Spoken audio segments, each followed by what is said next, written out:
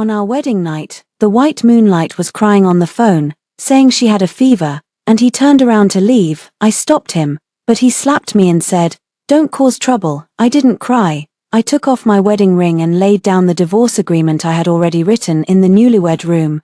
The glaring red characters for double happiness covered the walls. I was wearing an elaborate shoshi attire and sitting on the edge of the bed, rubbing my sore ankles. We had poured wine all day, exhausted to the point where my bones felt like they would crumble. Shenyang had just come out of the bathroom, his hair still damp at that moment. His phone on the bedside table rang urgently, the screen flashing two characters, Yin Yin. Shenyang paused in his motion of drying his hair with a towel, almost reflexively answering the call. "What's wrong, Yin Yin? Why are you crying?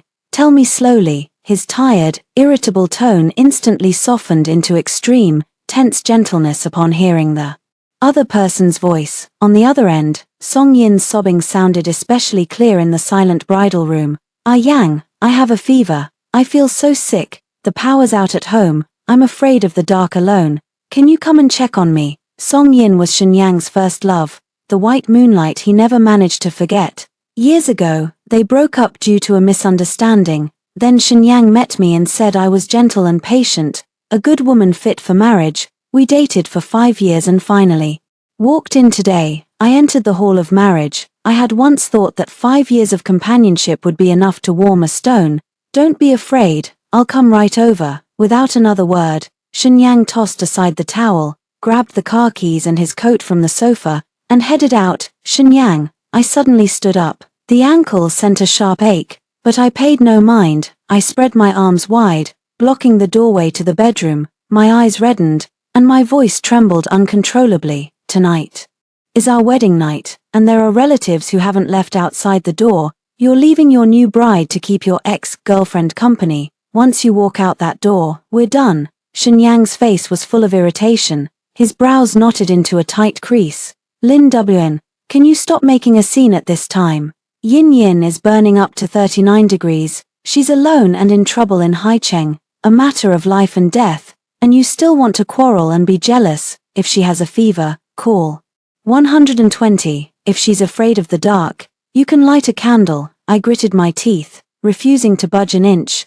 "Shenyang, I am your lawful wife, get out of the way." Shenyang's patience had finally run dry. He shoved me with one hard push. I staggered, trying to grab his sleeve, but he turned around, utterly furious, and waved his hand back. Smack! A crisp slap rang out in the quiet bridal chamber. No blood, but it was a full-strength blow from an adult man in a fit of rage. I was knocked to the hard wooden floor. My left cheek went numb at once, followed by a burning pain. My ears were buzzing, and my vision briefly blurred with after-images. Shenyang himself froze for a moment. He glanced at his hand, then at me on the ground. A hint of panic flashed in his eyes.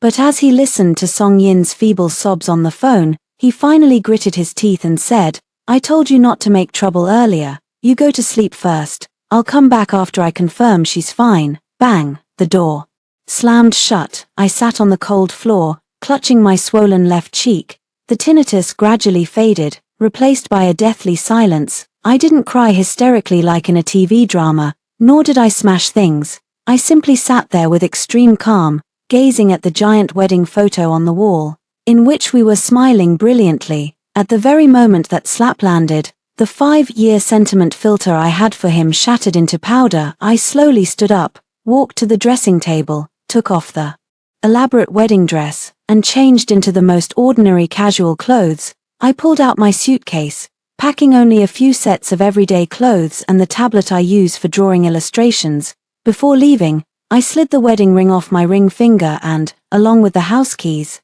placed them neatly on the coffee table. Our 5 years of relationship, at this moment, cleanly and decisively came to an end. At noon the next day, Shenyang finally pushed open the door to the bridal chamber. Looking utterly exhausted, his shirt was wrinkled at the collar. There lingered a hint of sweetness that did not belong to me. When changing shoes, he habitually glanced toward the kitchen. Back when he stayed up late or drank, I would cook up a nourishing pumpkin porridge in advance for him to drink hot when he returned. But today, the house was cold, the stove cold, with no sign of life. Where did Lin Wn disappear to? Not cooking, Shenyang frowned as he walked into the living room, only to be greeted by an empty coffee table and that lonely wedding ring. Beneath the ring lay a divorce agreement with signatures already affixed. Shenyang's face instantly darkened. He suddenly seized the agreement, and after recognizing the two delicate signatures, a ferocious anger shot straight to the top of his head. He pulled out his phone and decisively dialed my number. The ring finally connected after a long time of ringing. Lin WN, have you had enough of your fuss? Shenyang roared into the phone, suppressing his anger. I shouldn't have hit you last night. I was too reckless and lost control in the heat of the moment. But you left home on your wedding day the very next day and even brought out a divorce agreement. Do you want to make both families laugh at you? Just come back immediately. He didn't even apologize properly, still thinking I was making a scene about threatening him with divorce and forcing him to bow. I'm sitting in a one-bedroom apartment I rented before the wedding, sunlight pouring through the window onto the desk. I'm preparing tomorrow's craft materials for the kindergarten kids. I put my phone on speaker and set it aside. My voice is so calm that even I'm surprised. Shenyang, I didn't make a scene. As I say that, I cut a piece of colored paper with scissors. From the moment you laid a hand on me for another woman, you've been nothing but a violent, worthless person in my eyes. I have OCD. I would never recycle garbage. WN Lin, don't act high and mighty with me. Because of Yin Yin's acute pneumonia last night, I went to take care of her out of friendship. What exactly are you angry about? Shenyang was still making excuses. I cut in calmly. I don't care whether you took care of her because of pneumonia or gastroenteritis. I've read the divorce agreement. This house was bought with your pre-marital money. I want nothing. I will leave with nothing but myself. Tomorrow at 9 in the morning, meet at the Civil Affairs Bureau. Entrance, will go file for the cooling off period of the divorce. You're dreaming. I'm not going. Shenyang was livid. Not going.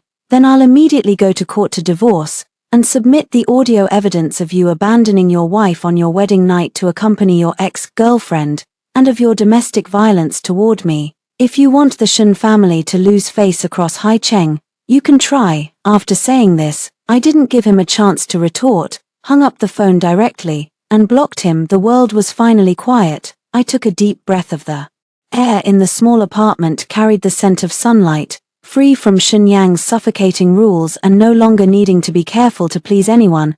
I felt an unprecedented sense of ease. I am not only Shenyang's wife, I am Lin WN as well. I have a beloved kindergarten teaching job and a part-time illustration gig for children's books, which is enough to support myself. This cup of warm water named Shenyang, I finally jumped out of it on Monday morning. I wore a mask and covered the remaining red marks on my left cheek with foundation before appearing at the kindergarten sunflower class on time. Teacher Lin, good morning. A group of soft, doughy little kids swarmed towards me, instantly healing all my fatigue. In the class, there was a 3-year-old boy named Chen Chen. He was plump and cute with big eyes, but somewhat introverted and timid, not fond of talking. During the break, a mischievous chubby boy named Hao Hao grabbed his building blocks and pushed him. Chen Chen sat on the carpet. He didn't cry out loud, only his eyes reddened and his mouth pursed. His small hand tightly clutched the hem of his clothes, looking very heart-wrenching. I hurried over, picked him up, and gently patted his back. Chen Chen, don't cry, Teacher Lin is here. Let's go talk to Hao Hao and remind him that toys should be shared by everyone. Okay. Under my patient consolation, Chen Chen finally buried his face in my neck and softly whispered, "Thank you, Teacher Lin." After school in the afternoon, I held Chen Chen's hand and he stood at the kindergarten gate, waiting for my parents. Chen Chen, a clear, deep, and melodious voice, as mellow as the low string of a cello, sounded from not far away. I looked up and saw a tall and straight man walking over. He was wearing a black trench coat of excellent texture, a neat white shirt underneath, and gold-rimmed glasses on his nose. There was a coolness about him that seemed to come from years of being exposed to disinfectant and mint-scented air. This is Lu Tingju, the chief pediatric surgeon at Haicheng First People's Hospital. Chen Chen is actually his nephew. After his brother and sister-in-law died in an accident, he, still single, adopted Chen Chen as his own. "Mr. Lu, you've come to pick up Chen Chen." I greeted him with a smile. Chen Chen, seeing Lu Tingju, immediately ran over to hug his leg, while his other small hand clutched my clothes tightly and wouldn't let go. Lu Tingju looked down at Chen Chen, then raised his eyes to meet mine. Behind the thin lenses, a trace of subdued warmth flickered in his deep eyes. Teacher Lin, thank you for your hard work. Chen Chen has been very clingy to you lately. Not at all. Chen Chen is very well behaved. At that moment, a flashy black Porsche screeched to a halt across the road. Shenyang got out of the car. Today, he was deliberately wearing an extremely expensive suit and a limited edition watch on his wrist, striking a proud pose of a successful man. Even more ridiculous, Song Yin also stepped out from Thane the front passenger seat. She walked arm in arm with him as if she had no bones. Shenyang came here to intimidate me. He wanted to tell me in this way that after leaving him, I'm just an ordinary kindergarten teacher. While he remains the aloof President Shen, he even brought Song Yin, trying to prove that their relationship is above board. Shenyang walked up to me, frowning as he scanned my plain work clothes. His tone was scornful. Calm down yet. If so, pack your things and go back with me. This lousy job only earns a little money a month. Is it worth lingering here? I looked at him as if watching a jumping clown. Song Yin stood to the side, covering her mouth and performatively coughing twice. She softly said, Miss Lin, please don't blame Yang. I haven't been feeling well these days. He's not at ease, so he came with me to see a doctor. Please don't divorce him because of me. However, her fragile appearance, coupled with the intentional coughing, exuded a green tea aura that could spread for miles. Before I could answer, Lu Tingju beside me suddenly frowned slightly. As a top-tier doctor, he has a severe professional compulsive disorder. He coldly assessed Song Yin from head to toe. His tone was calm, yet every word was sharp. This young lady, your breath is strong, your complexion is rosy, you're coughing without phlegm, there's no chest resonance, and your heart rate is within the normal range. From a medical perspective, you don't even have the most basic upper respiratory infection symptoms.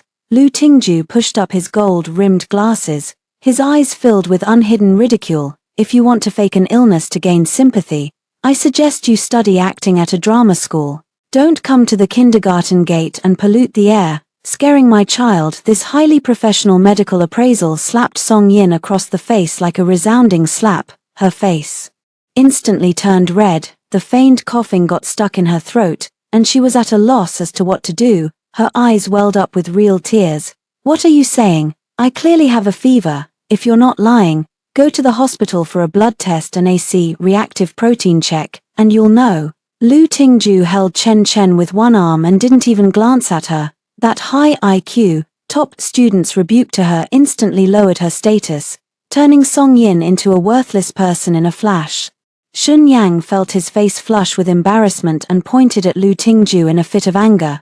Who the hell are you, Lin Wn? Is this why you're in such a hurry to divorce? Did you go outside and find a wild man? Banged this time. I decisively and cleanly slammed the thick picture book in my hand onto Shenyang's chest. Shenyang, you're trash yourself. Don't assume everyone is as rotten as you. I looked at him coldly. Dr. Lu is Chen Chen's guardian and a cultured gentleman. Please take your moonlight white and get out of my sight immediately. Shenyang felt the disgust in my eyes pierce him. He gritted his teeth, glared fiercely at Lu Tingju, then dragged Song Yin, who was still wiping her tears, and sulked into the car watching the Porsche fade away. Tu turned to Lu Tingju with an apologetic look and said, Dr. Lu, sorry for making a fool of you and dragging you into this. It's fine. Lu Tingju's tone remained cool, but his eyes toward me softened a little unnaturally.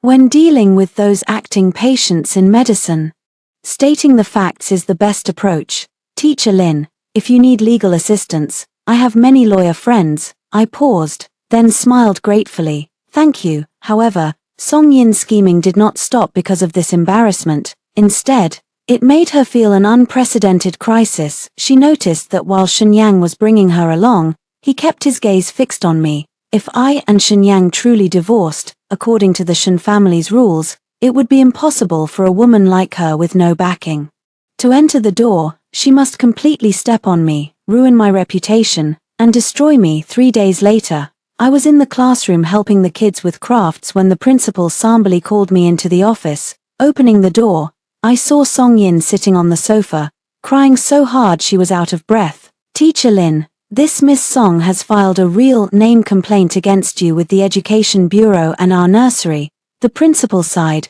pushing the complaint letter in front of me. She says that you insulted her verbally at the school gate a few days ago over a personal grievance and even shoved her, causing her condition to worsen. Our kindergarten has always paid great attention to teacher ethics. Principal, I did not push her. I trembled with anger. She is lying. Am I lying?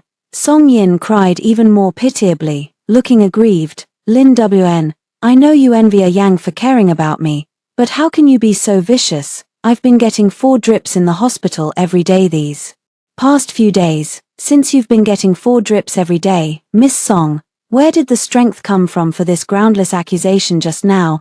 The door of the office was suddenly pushed open, and Lu Tingju walked in wearing a neat white lab coat. Today, as a specially invited expert from a top-tier hospital, he happened to be leading a team to the kindergarten for the annual physical examinations for the children. Lu Tingju walked straight to the principal's desk and placed the tablet in his hand down. Principal, did Teacher Lin push someone? The surveillance will show clearly. Lu Tingzhou's slender fingers tapped on the screen, bringing up the kindergarten's high-definition surveillance footage from the entrance that day. The footage clearly showed that I and Song Yin kept a distance of at least 1 meter at all times, with no physical contact whatsoever. Song Yin's face instantly turned pale. The surveillance might not capture the whole picture. You insulted me. And even found you, a stranger, to humiliate me. Lu Tingju let out a cold laugh, pulled a document from the pocket of his white coat, and slammed it down on the desk. Miss Song, these are your medical records I just had retrieved from the City First People's Hospital. Lu Tingju looked down at her haughtily, his gaze oppressively suffocating. The records show you were indeed in the hospital these days, but you weren't administered anti-inflammatory drugs. You were given the most ordinary glucose nutrition solution because all your blood indicators are extremely healthy. There is simply no so-called acute pneumonia. Not only that, during your hospital stay, you repeatedly asked the nurses to take photos of your for WeChat moments. Miss Song, you are wasting medical resources. Song Yin was left speechless, trembling all over, like a plucked chicken. Lu Tingju turned his head to the director, with an overwhelming presence and a tone full of unyielding protective chivalry. He said, Director, Teacher Lin is my son's favorite and, in my experience, the most responsible teacher. If someone wants to use such despicable means to smear her and destroy her career, then my private legal team would be more than happy to accompany Miss Song to take this case to the end. The punishment for defamation is enough to put her behind bars for several months. The director immediately grasped the seriousness of the situation and harshly issued an eviction order to Song Yin, expressing absolute trust in me. Song Yin covered her face and fled the office in a humiliating manner. I stood in place, watching Lu Tingzhou's tall back, and in my heart, a section that had frozen like ice due to Shenyang suddenly. The curtains were slightly racked, letting in a trace of warm light. As Song Yin's clumsy performance at kindergarten was exposed, I decisively filed for divorce in court. Shenyang finally felt the seriousness of the situation. During this 1-month cooling off period for divorce, Shenyang's life had completely fallen into chaos. She was used to me keeping her life orderly. When I came back from social events, the house would always have just right warm water and wine-dissolving soup. When she had a stomach problem, I would slowly simmer a 3-hour pumpkin millet porridge on low heat to nurture her intestines and stomach.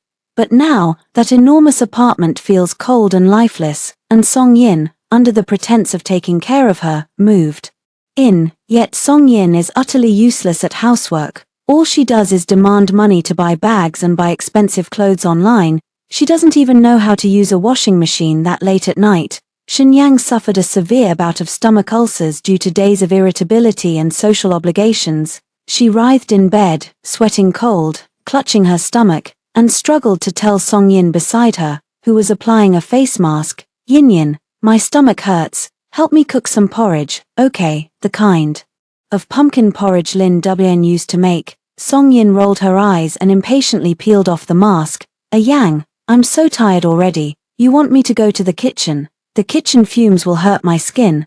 I'll order you something instead. Half an hour later, The deli very soon arrived, a heavily oil-laden, spicy wonton in chili oil and an extremely greasy fried rice. It's all I have late at night. Just eat something, will you? Song Yin dumped the takeout on the bedside table and went back to sleep. Shen Yang looked at the chili oil wontons. A surging wave of cramps hit her stomach, and finally, she couldn't hold back her nausea. With a cry, she vomited a mouthful of sour liquid.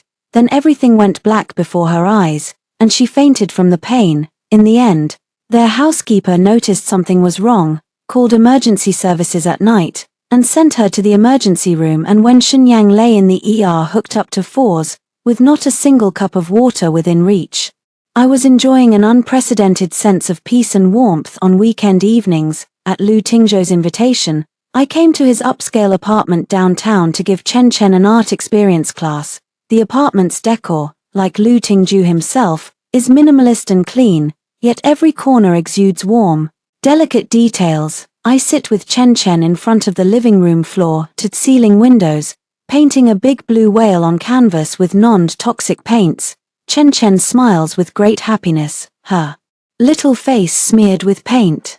Her giggles echoing around the room, and Lu Tingzhou, this chief physician, usually quiet and stern in the hospital, now takes off his white coat and suit jacket, ties a grey cotton apron, and skillfully bustles in the open kitchen. The range hood hums softly, and the scent-odor aroma of sweetened sour ribs and steamed sea bass fills the air. This is real human warmth. Wash your hands and eat. Lu Tingzhou carried out the last dish of soup, his voice gentle. The dining table was sumptuous and nutritionally balanced. Lu Tingzhou very naturally used the public chopsticks to pick a piece of the boneless sea bass fillet and placed it in my bowl.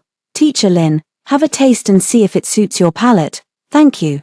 Dr. Lu, this is delicious. I took a bite. The fish was tender, and the heat and cooking were handled incredibly well. I suddenly remembered the 5 years with Shen Yang. He had never stepped into the kitchen, always sitting at the dining table as if it were a given.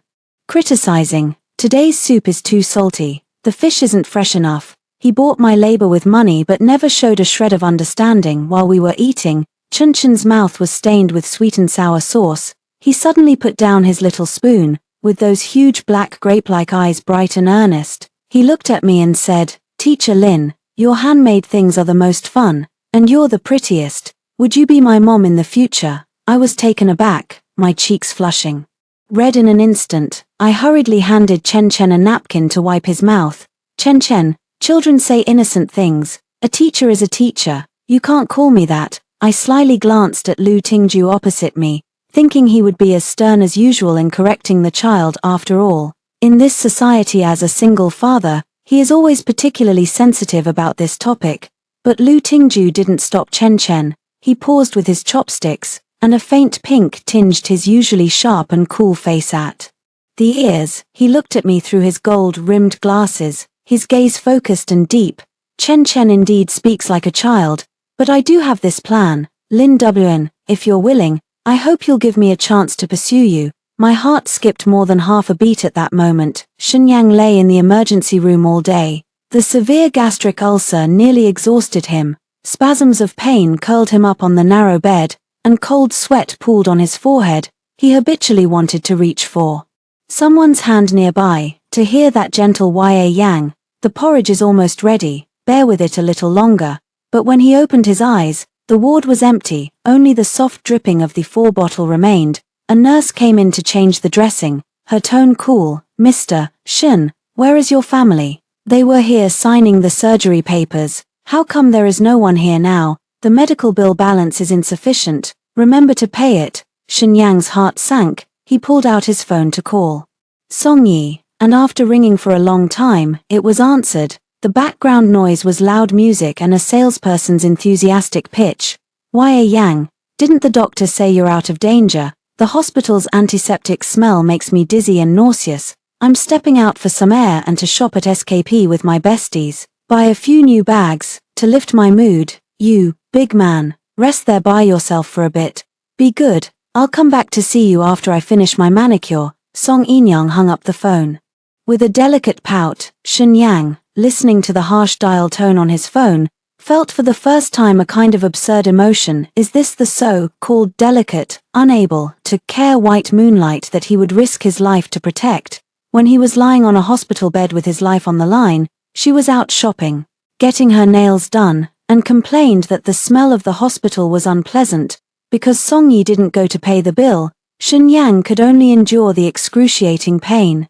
Supporting himself against the wall as he hobbled downstairs to the payment desk, passing the hospital's second-floor smoking area, he suddenly stopped in his tracks. Song Yi stood around the corner, neither in SKP nor out shopping with so-called close friends, holding a cigarette in hand, speaking viciously into her phone. "Hey, that gullible fool is in the ER. I'm so tired of him. His stomach hurts every day, like a useless person. On our wedding night, I bet with the girls that he would run out for my call and leave his bride behind. And sure enough he came. Haha, that slap on Lin Wan's face felt great.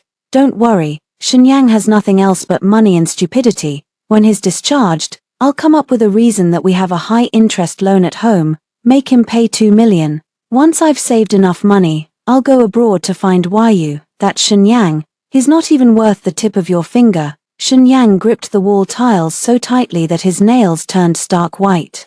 He felt like a fool brought before a tribunal. In 5 years, all his kindness and guilt, even that slap on their wedding night, in Song Yi's eyes, had turned into a poisonous game of money and vanity. His mind frantically conjured Lin Wan's face once. When ill, Lin Dublin never complained of pain. Even with a high fever, she would first help him iron his tie, but he had personally shattered the girl who used to look at him with warmth. The collapse of his faith happened in an instant. Shen Yang did not wake Song Yi. He staggered back to the ward and immediately dialed his assistant.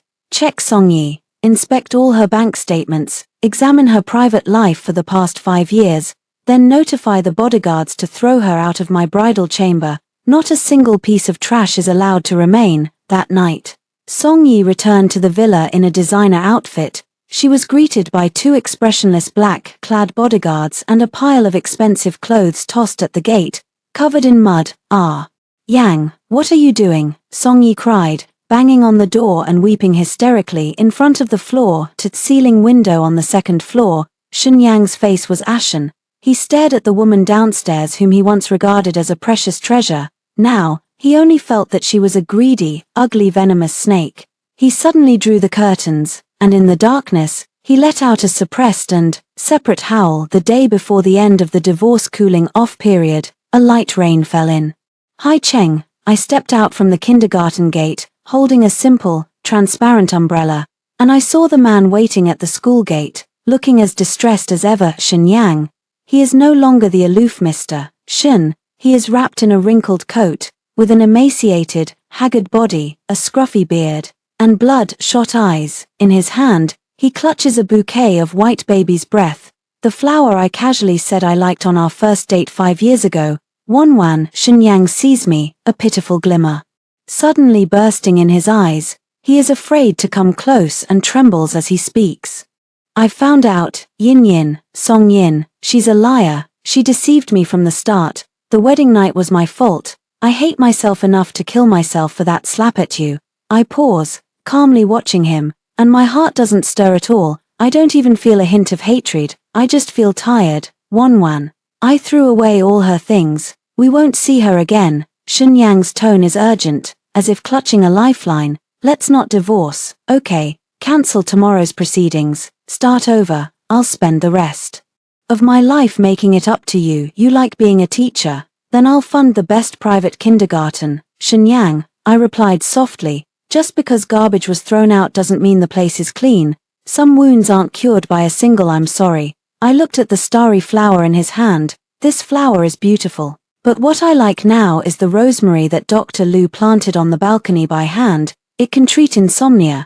But you only make me nauseous." "Lin Wn." Shen Yang's eyes reddened as he tried to pull my hand. "You can't be so heartless. 5 years. How many 5-year periods can life have? Have you really fallen for someone with the surname Liu? He has a child, and if you go back, you'll be a stepmother. Can there be happiness?" Just as his hand was about to touch the edge of my sleeve, a stronger, faintly cold-smelling hand precisely gripped his wrist. The moment Lu Tingju appeared, He wasn't wearing a white lab coat, dressed in a black couture suit. His cold and handsome aura became even more prominent. With a slight exertion, Shen Yang's face contorted in pain and he staggered back a few steps. Lu Tingju casually took the umbrella from my hand and held it over my head.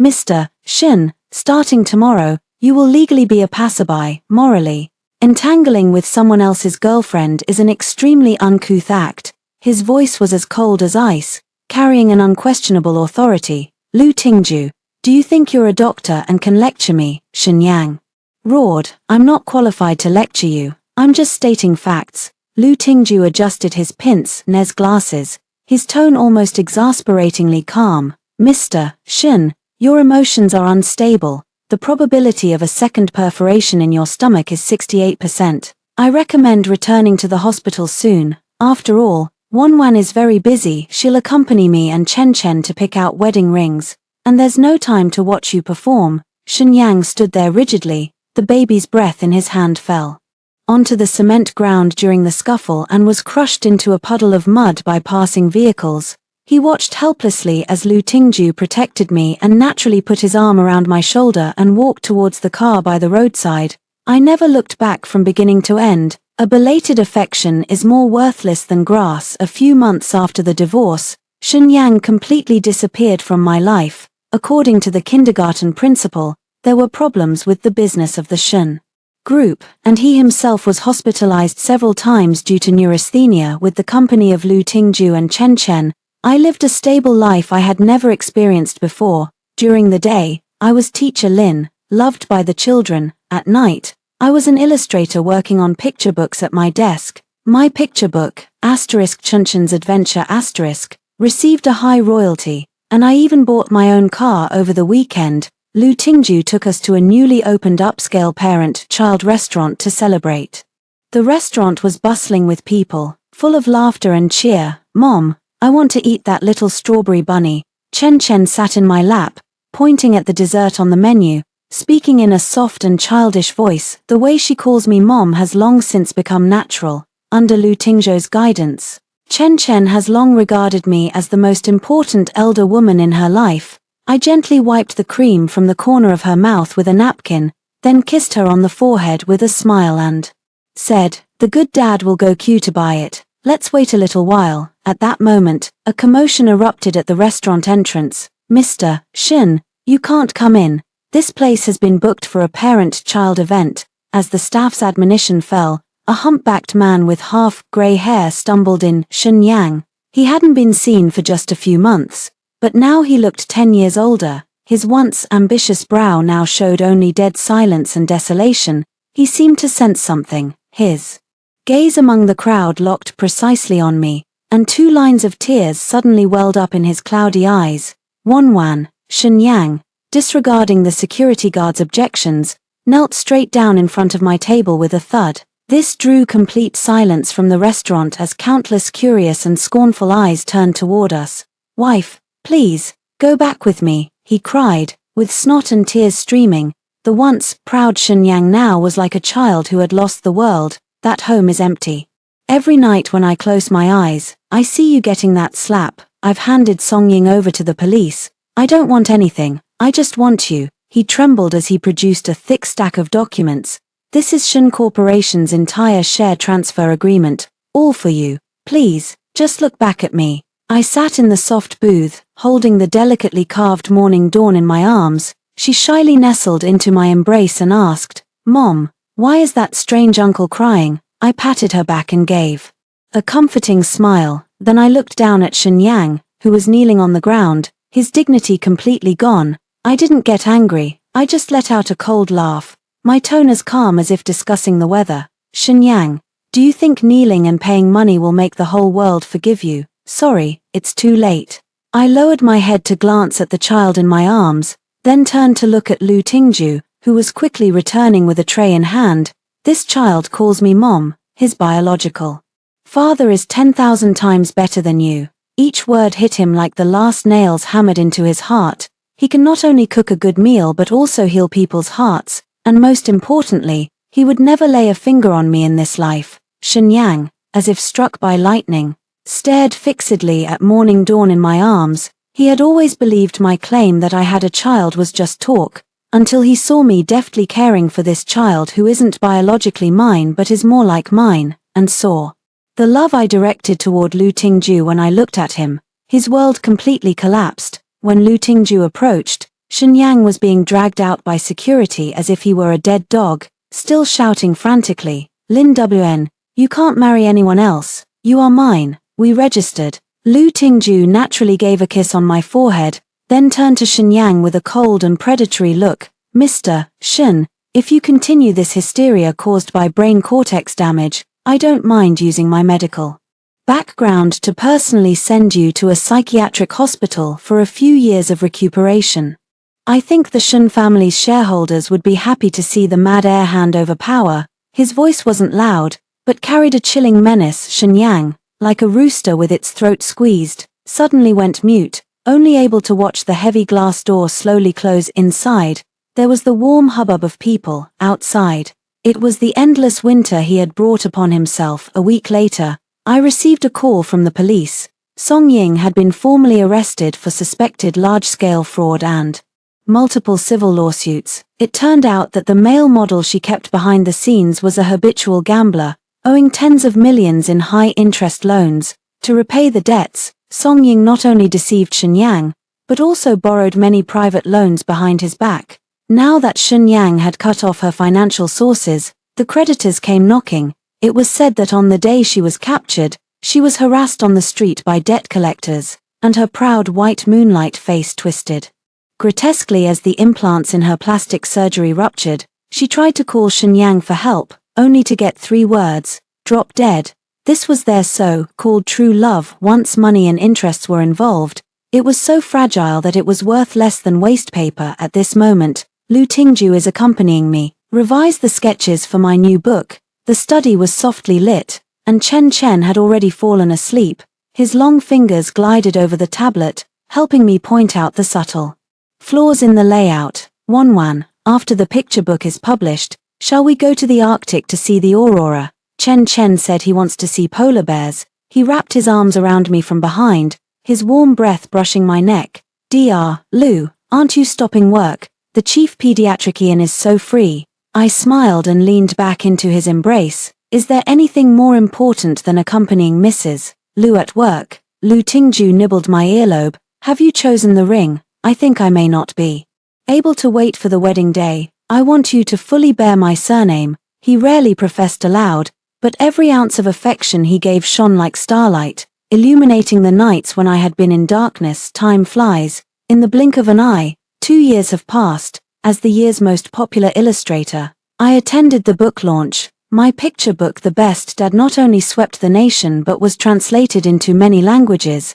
I did not become a domineering CEO, yet with the brush in my hand, I gained absolute wealth, freedom, and professional dignity. Behind the launch event, I spotted a strangely eerie figure, a man in tattered clothes, reeking of cheap alcohol, trying to crawl through the side entrance of the venue. Shenyang's Shen Group had gone bankrupt and restructured half a year ago. Due to internal marital accounting, the disputes with Song Ying and subsequent major decision-making mistakes, he was kicked out by the shareholders. Now, Shenyang has become a complete drunk, wandering the streets of Haicheng, clutching a newspaper tightly in his hand. On it is a photo of me, Lu Tingju, and Chen Chen having a picnic in the park. Evening, my gentle Wanwan. He drank while crying and laughing at the photo, his eyes full of madness. He had finally lived himself into a complete joke. After the press conference, the starlight outside was just right. Lu Tingju stood with Morning, who had grown taller, at the bottom of the steps, waiting for me. "Mom's here." Morning waved the small red flower in her hand, her face flushed with excitement. Lu Tingju walked up to me, naturally took my bag, and pulled a delicate red velvet jewelry box from his coat pocket. In this bustling square, under a sky full of stars, this cool and noble Dr. Lu knelt on one knee with utmost seriousness. "Lin Wn." Lu Tingzhou's voice was clear and beautiful, with a heartbreaking sincerity. "You once gave your finest youth to someone unworthy, for the rest of your life. Can you entrust it to me? I want to give Morning a complete home, and I want to be the husband who, no matter what happens, looks at you first and walks towards you. Will you marry me? The passers-by around stopped in their tracks, bursting into warm applause and blessings. I looked at the man in front of me. He understands my gentleness, he guards my bottom line and sees my grievances. He never asks me to be magnanimous, he only softly says, "Don't be afraid, I'm here." My eyes well up a little, I smile and reach out, letting the diamond ring symbolizing eternity slip onto my ring finger. I am willing. From the shadows not far away, Shenyang witnessed this scene. He let out a heart-rending cry and finally sank into a puddle, covering his face and crying out loud. But all of this is no longer my concern. Returning home, Lu Tingju was busy in the kitchen cooking a late-night snack. Chen Chen was drawing the swallow he had seen today in the study. I sat on the sofa, looking at the lights of thousands of homes outside the window, feeling a sense of security and tranquility I had never known before. True love is not the slap on the wedding night, nor the belated kneeling repentance. It is the respect in every meal, the backbone behind each "don't be afraid."